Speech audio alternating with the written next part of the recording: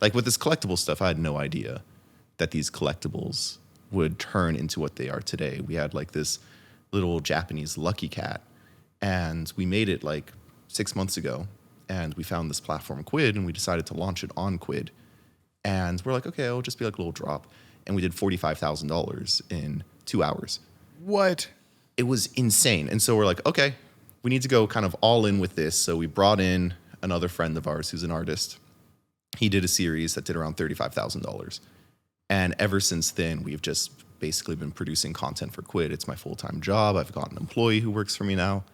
And this whole little trying to figure out what to do during COVID project turned into a legit business. Oh, wow. Yeah. That's awesome. And how big? I mean, you guys have a massive user base, right? On Quid.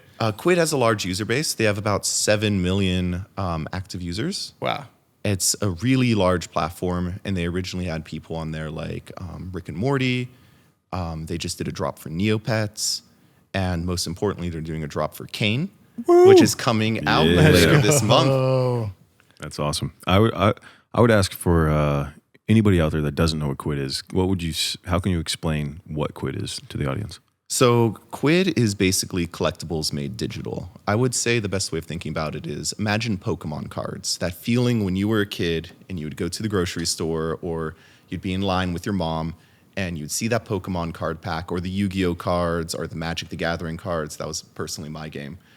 And you would go up, you'd see the cards, and you'd beg your mom for them and beg, please give me this. And eventually she would cave, you'd buy them, open it up, you get a pack, and it's all these random cards, and you're pulling through, and you're like, okay, this is this is like a Bulbasaur, or this is whatever. And then you get like that holographic Charizard, and you're like so excited. Or you get your Blue Eyes White Dragon, or one of those OG cards, and nowadays they're worth $150. But at the beginning, no one knew what the value was. Everyone thought like all of those cards would scale up in terms of value, which a few of them did. But like the whole thing with them is like that excitement and joy of you pulling this pack and getting something you love. And that's what Quid does, but it's just digital, where they have these brands you love, such as Rick and Morty, such as My Little Pony, Neopets, Kane, and you go in, you pull the cards, and you hope you get your good like shiny versions or, like your more unique cards, or you're trying to finish your set. With Kane, what we did is that we took basically the comic book pages and we turned them into like the old collector's cards within their cases, because like there's a huge comic book industry of like when people would go out and collect their comic book pages, they would write valuations on the pages, they would write grades. And so we took inspiration from that, and we did that with Kane, and we wanted to tell Kane in basically a collectible format where people would collect their Kane set, and once you collect your Kane set, you have the comic book that now you can read on the platform. And it's been really exciting. It's been one of the most fun projects I've done in a while because I'm like a huge comic book aficionado. When I was young, I was one of the founders of the Los Angeles Comic-Con. This was when I was around 19 years old. And it's grown over the past 11 years. It's gotten 125,000 visitors last year, and it's growing every single year. It survived through COVID, which was amazing. I think this year we're basically selling out of square footage at the LA Comic-Con. And comics and video games especially have always been so dear to my heart. So to be able to take these things and put them into collectible form that get people really excited has been super exciting for me. I mean, that's mind-blowing thinking of being involved in, that big of a business at that age. That must have been a huge thrill and learning experience and an awesome opportunity. I mean, I remember we did our booth last year at LA Comic-Con. Mm-hmm. It's a lot more intimate, I think, than San Diego, right? There's something really special about being in LA too. But we just overall had such a blast and are really excited to go back this year, December 1, 2, 3, right? Yes, and that's like the most fun part about these Comic-Cons too, is that you're actually around these people who really love what they're around. So like you don't go there and there's not people at the Comic-Cons who are like, I hate this. This is nothing interesting. Like everyone is so engaged and excited to be talking to their creators, especially like the artist alley, where you have all these people talking to their favorite artists and like fanboying over them. One of my best friends, Matt, we were there, and there was a guy who I had no idea who he was, but he came over and just started talking to him for like 10 minutes straight. And we were like walking away, and I was like, who is that? And he's like, oh, it's this guy. He created a show called The Oblongs. And like, I was sitting there, I was like, I remember The Oblongs when I was younger. I think it was a little bit before my time, so I didn't watch it that much. But for him, it was his time, and like being able to talk to the creator of it was huge. And for the creator of Oblongs, it was a massive engaging activity for him too. It was like he got to express his art style, what gave his inspiration for it. Because like creators love talking to people, and creators love expressing like why they created stuff. I mean, you guys are creators.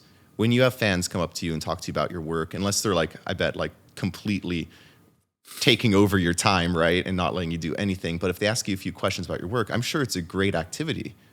Yeah, no, I think it's kind of a nice affirmation of you doing the work and it being received well. I guess I could say, like, I've been very lucky to work with some really awesome people and been on some really great shows and stuff that are just incredibly talented. And, you know, seeing people react to that and be fans of the work, and then, you know, being a part of that in any way, and then them saying that, like enjoying it. Like I'll be walking around, you know, LA or Disneyland or something, and someone will come up and say, oh, I love the Righteous Gemstones or this. And it's just like that little kick of like, dude, it's not necessarily why I do it, but it is a massive perk to doing it. You know, it's like, it's cool because it's like, I do it because I love it. And then you guys love it too. It's the best feeling, I think. It's pretty cool. Yeah. It's kind of like that affirmation that you've done something in life that's like valuable to someone else, right? Because like a lot of us, we want to be valuable to other people. We want to give back. You know, people don't necessarily want to just be greedy and take and take and take. So by creating some sort of art that people either cry at or laugh at or just feel inspired by, it's like a really magnificent thing to do. It's like just the thrill of it. I mean, my favorite thing is on Quid when we do a drop and I get user feedback that's like, oh my God, this was so much fun. This was incredible. We loved this. We loved how you structured it. We loved the brand that we brought on board. We loved like the different awards and everything. It's like one of those things. And I'm always like whenever I get messages and emails and stuff, my initial thought, and this is like just a little thing with me, it's like my initial thought is like, uh-oh, what went wrong? And so I click on it and then it's like, oh, this was amazing. Yeah, I'm like, why are people reaching out to me? I must have done something wrong. Right. But then you get it, and it's like, oh, this was awesome. Yeah. Thank you. And you're like, oh, shoot, you're welcome. It's my pleasure. Let's yeah, absolutely. I think even when it's the latter of people, if they're reaching out and saying, you know, criticizing it or whatever, if you're able to separate yourself from that aspect and look at it as constructive criticism, okay, well, now I have the opportunity to make this thing better. Mm-hmm. You can go back and use all of that, or even positive feedback from people of what they might like, or, you know, if you have this amazing idea for a drop and you do it and it doesn't do well, but you have 10,000 people that saw it and then they said, if you just did this instead, we would love it. Well, then the next one you can go back and do that, and then all those 10,000 people are on board, right? So I think it's kind of like a catch-22, but it is nice when you get the good, the positive feedback. ones, 100%. Yeah, like rather constructive feedback. Yeah. Not necessarily positive in terms of like it's saying good job, but it's constructive in saying how to grow. It's two-way communication with the fan base, right? They're engaged. You're getting good and the bad, but it's like a two-way street.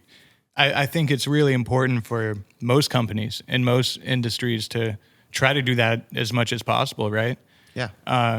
Really engage with, you know, your customer base. Thank you for watching. Don't forget to drop a like if you enjoyed the video. And subscribe and hit the bell for a whole lot more to come.